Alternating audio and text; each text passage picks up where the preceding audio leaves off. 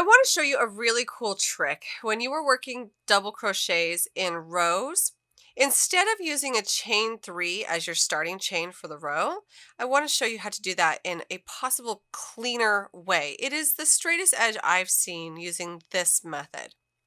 To start, chain 10. Now we will be working in rows of 10 double crochets.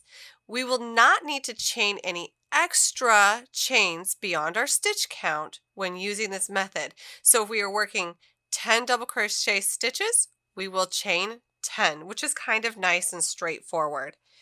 Now to start, we will simply insert our hook into the very first chain from the hook, and I like to do so in that back loop. We will yarn over, pull up a loop, yarn over, and pull through both loops on the hook.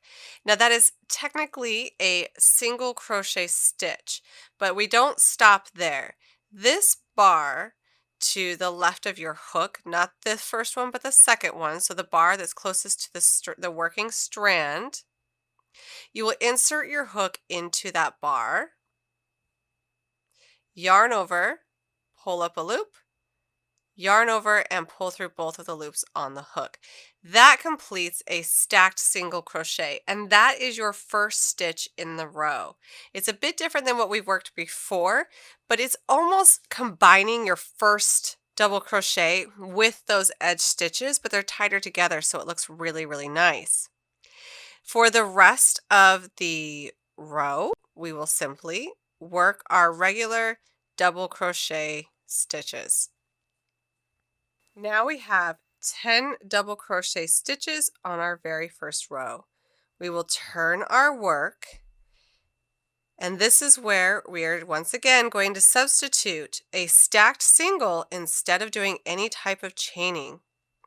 So to do so, we simply insert our hook into the very first stitch in this row, and to do this, it kind of will feel a bit unnatural since we're used to chaining before we do anything, but we're not. We're simply taking our hook, swirling it around, and completing that first step of the stacked single crochet. Then we insert our hook into that bar, yarn over and pull up a loop, yarn over, pull through both loops, and there is our very first stitch in the row. You can tell that it already is making a nice straight edge, and we don't have anything skimpy looking as our first stitch. It looks like our beefy double crochets. Then we will continue the rest of this row in double crochet. Now when you get to the end of the first row, sometimes it can really be advantageous to go ahead and count how many stitches you have, and we have 10. The mistake that I can see being made with this is going too far and double crocheting around the edge. So you want to make sure, because we have a couple of V loops that will show up on the edge of when you do the stacked single crochet, as you can see it kind of curls around that edge. This right here is not a stitch. This is just one of your edge pieces. This right here is a stitch. So if needed, after you complete that first stacked single crochet, place a stitch marker in your first stitch so that you know that that is where that stitch starts and stops.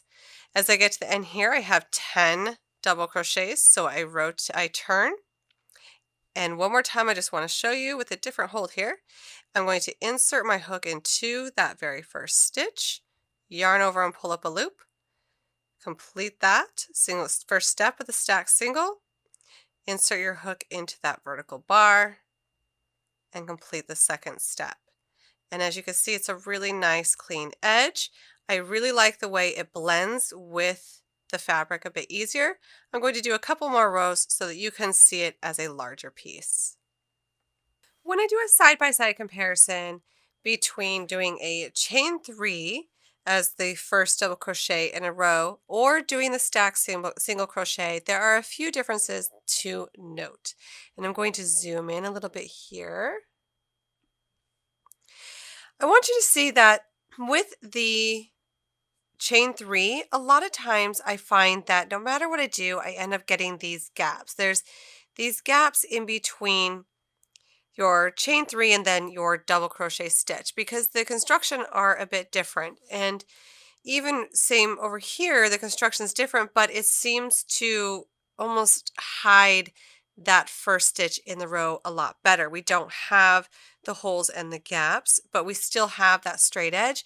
And even when I compare edge to edge, because chain 3s are a bit more flimsy than the stacked single, we get a little bit of a nicer, cleaner edge, and it just really melds that first double crochet in the row to make it look very cohesive. So I hope you can use this in your patterns and in your crochet items. It's a really nice quick trick that gives it a nice clean look, and I know we're always after just perfecting things a little bit more each time.